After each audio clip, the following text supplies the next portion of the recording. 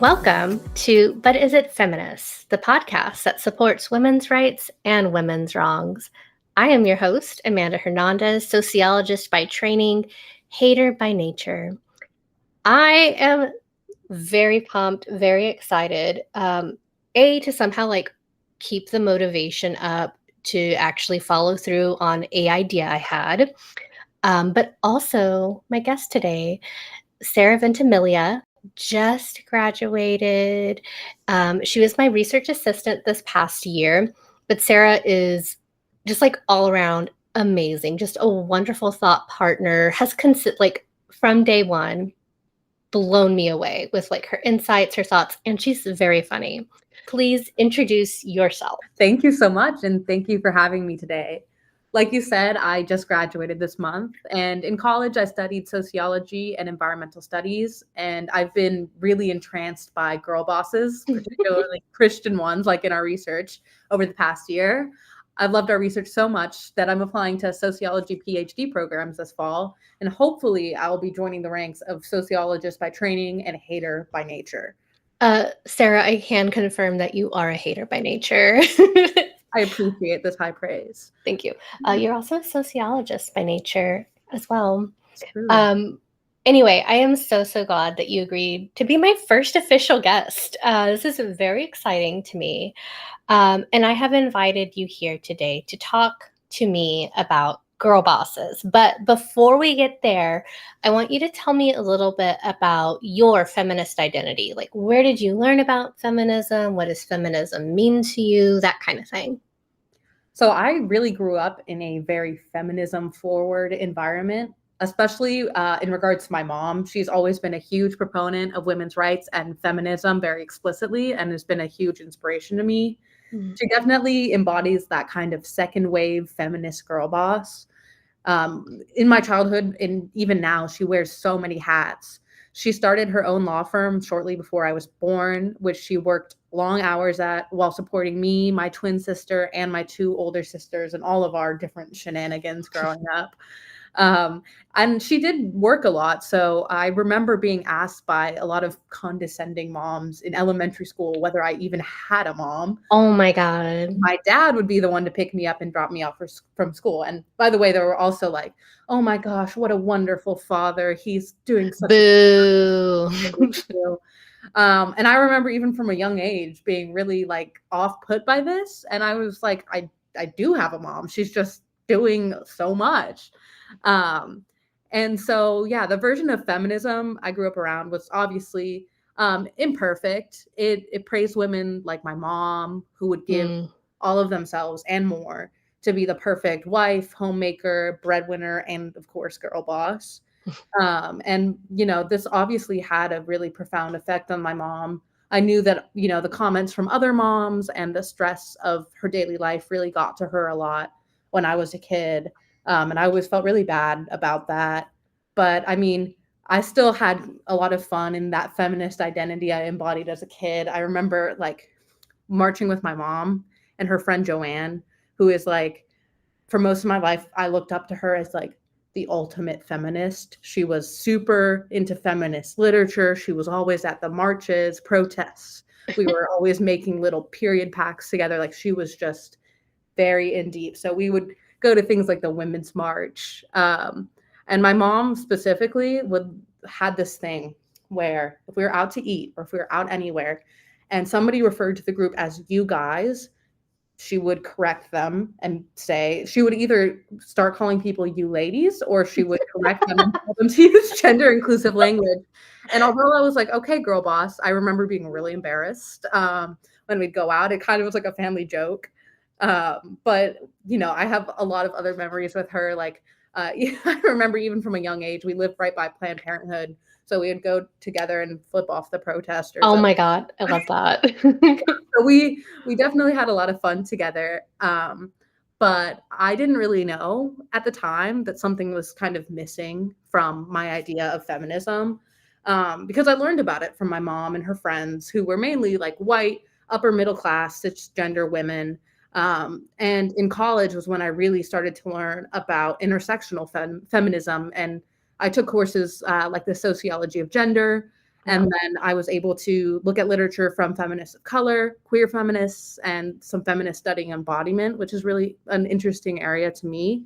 And then, so those scholars and also like my mentors and colleagues really helped me form my current feminist identity that kind of reaches beyond what my mom and her friends taught me growing up. That is so interesting. Do you, now that you've kind of gone through learning about different types of feminism and moving beyond cis woman feminism, like, do you talk to your mom about this? Yeah, I definitely do, and she's very receptive, always has been.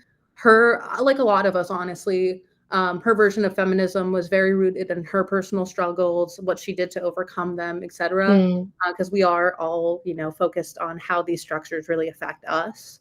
So sometimes we don't necessarily think about even how our own success might be impeding other people, other women. yeah.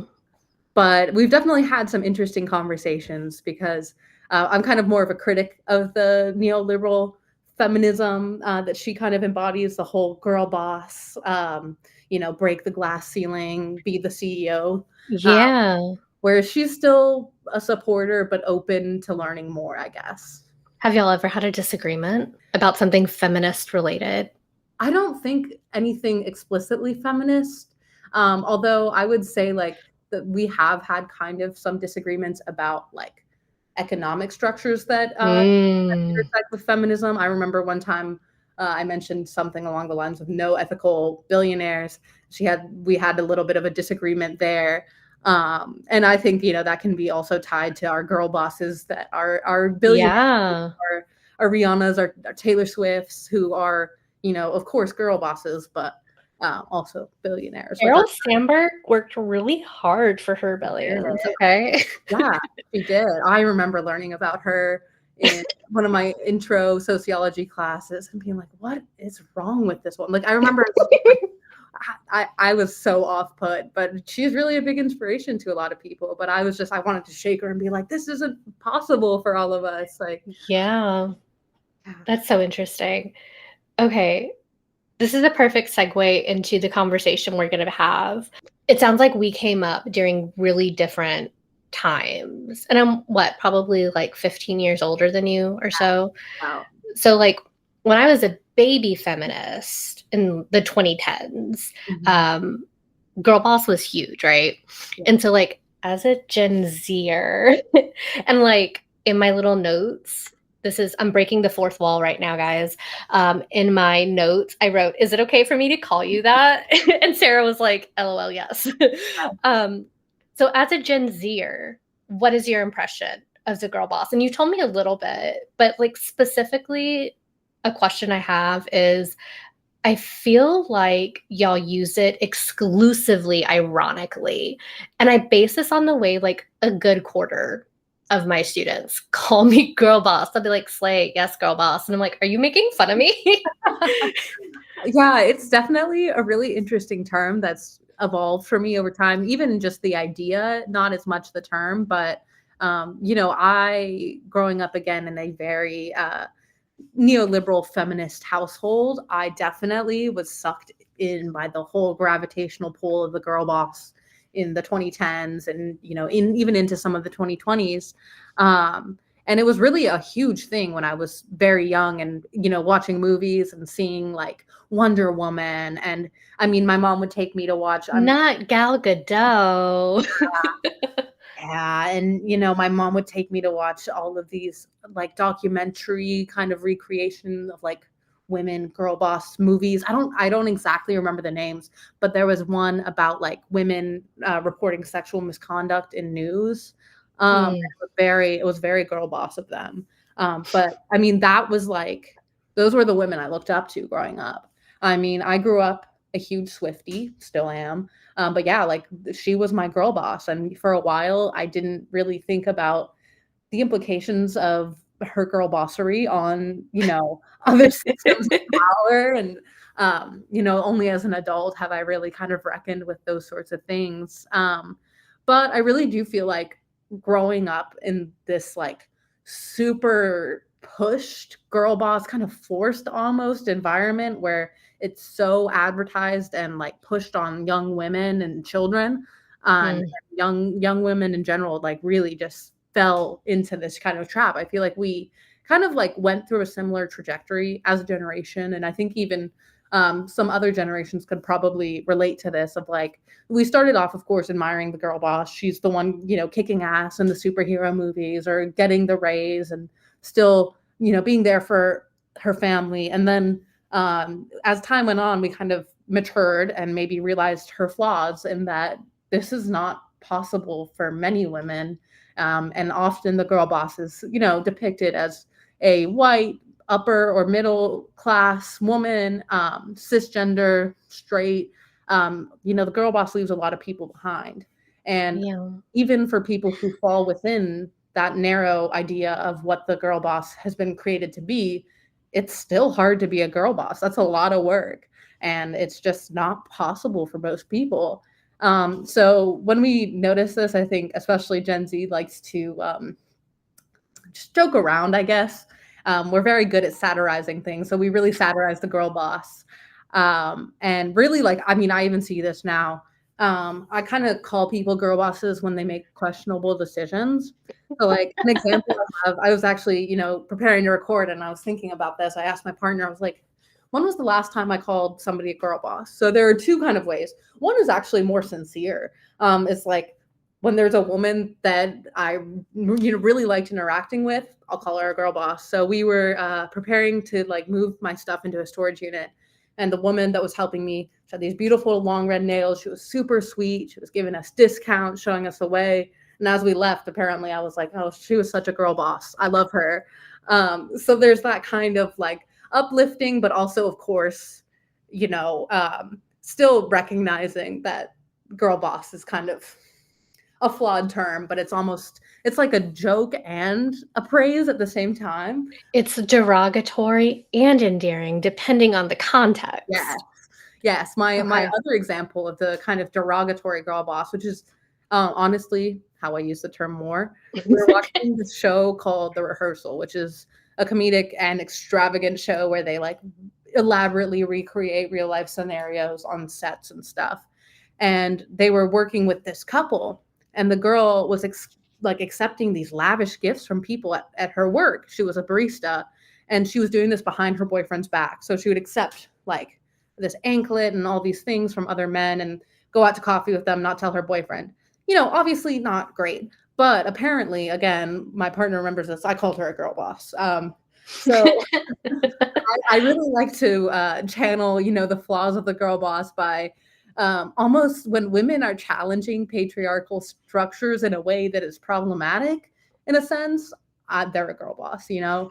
Okay, I feel like I love that, though. I feel like the word girl boss is so fluid and malleable because girl boss is used as like a measuring stick and a cudgel because you were like, not everybody can live up to those standards. A girl boss says you're slaying, you're killing it, you're grinding, and like who's actually doing all those things. And so if you're not girl bossing hard enough, like what's the phrase? Like she girl bossed too close to the sun, or like if you're not successful, it's because you didn't girl boss hard enough. But then the other thing happening is that you can use it as a way to acknowledge the ways that other women are doing good or are empowering or whatever, but then derogatorily. But also this weird space of technically that's wrong, but carry on. but I like it. What's that one movie? Midsummer, right? Yes. Everyone was like, slay, girl boss. Yeah. Exactly. Burn that man alive. Support women's rights and women's wrongs. Exactly. Yeah. Wow. Thank you for bringing it back. Of course.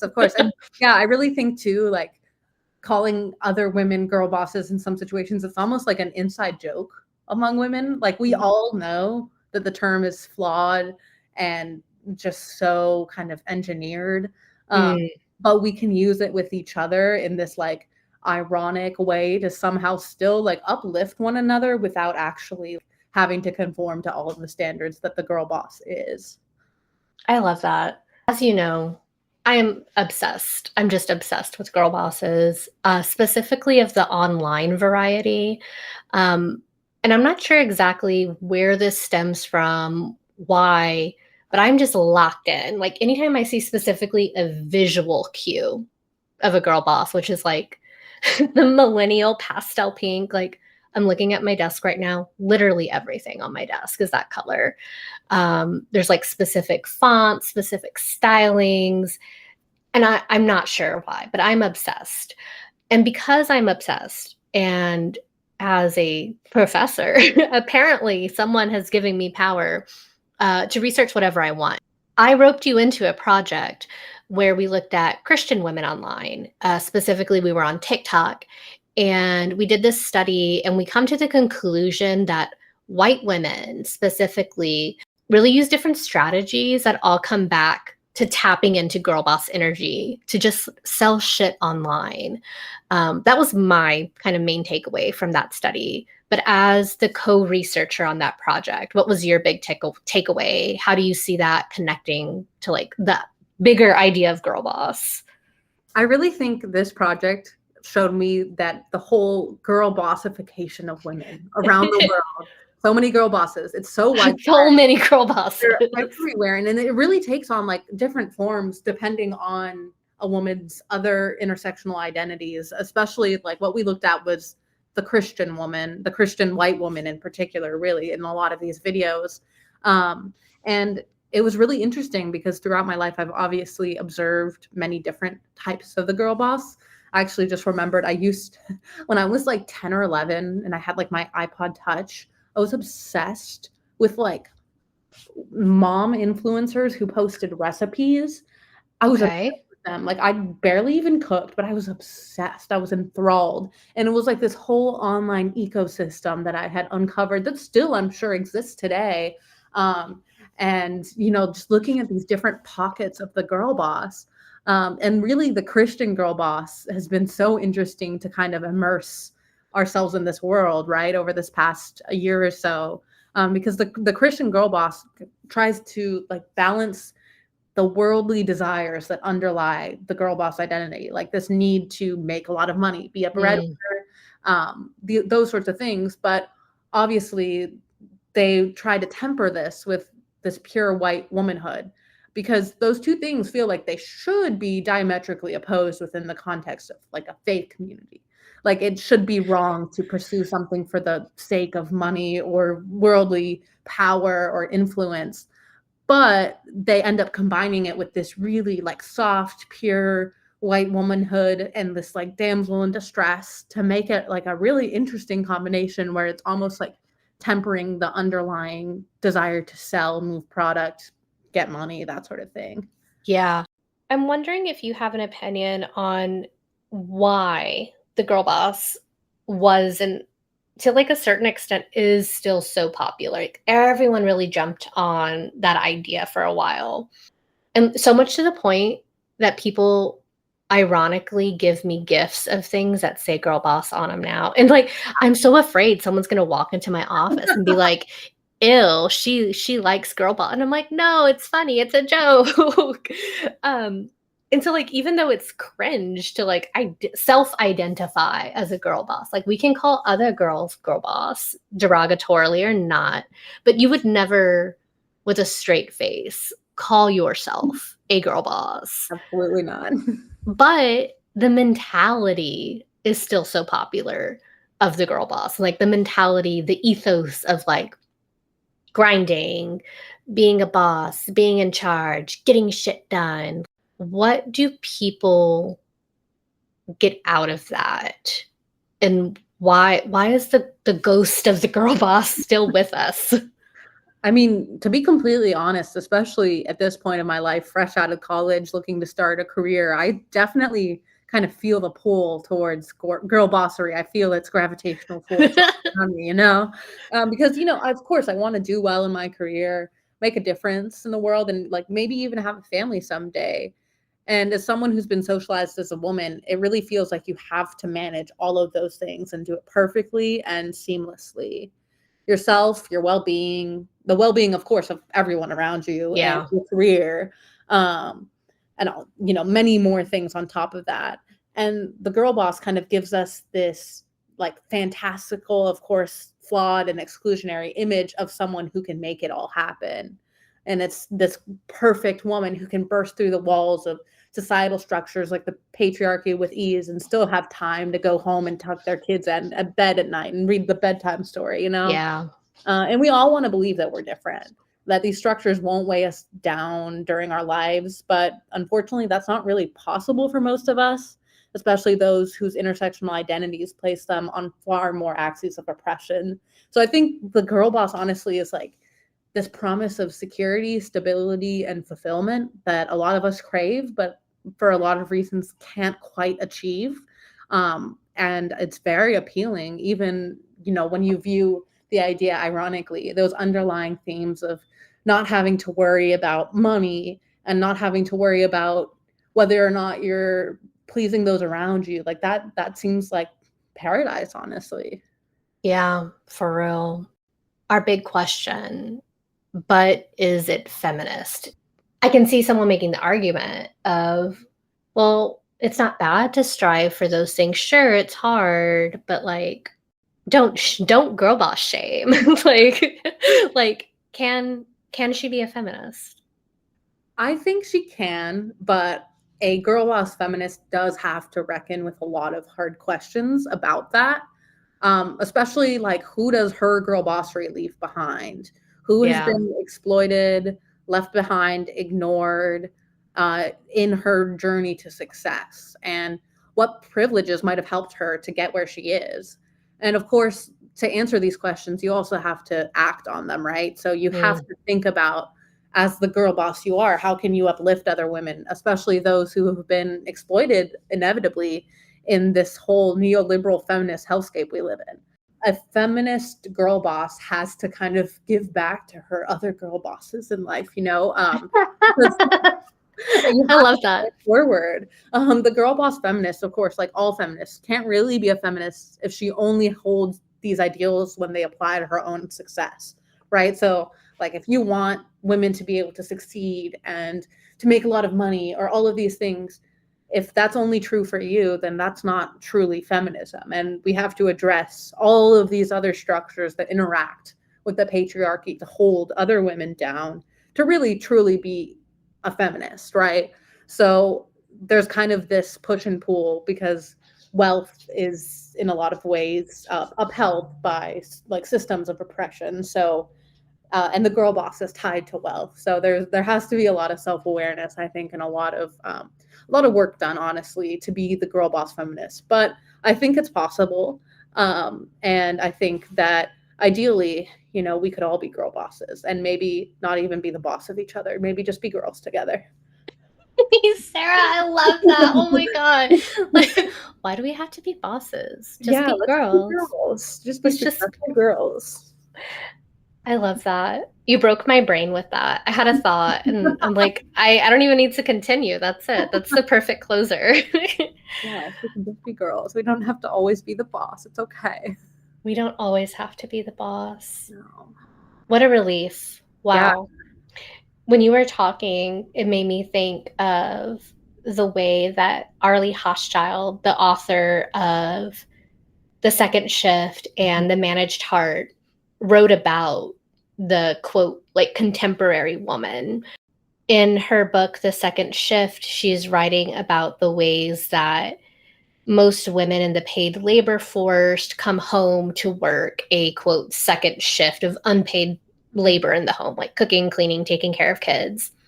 And she paints almost like literally the same image you did of the girl boss, of like she's got a briefcase and her hair has like a little tendril flying out and she's got a suit on but there's a little lace, so she's a girl too. uh, and I'm like, this book was written, she wrote those words in 1988. The book came out in 1989, and I'm like, the girl boss has always been with us. The Yeah. girl boss of I'm trying to do like a joke about like the ghost of Christmas past, future, and present or whatever, but I can't work it out.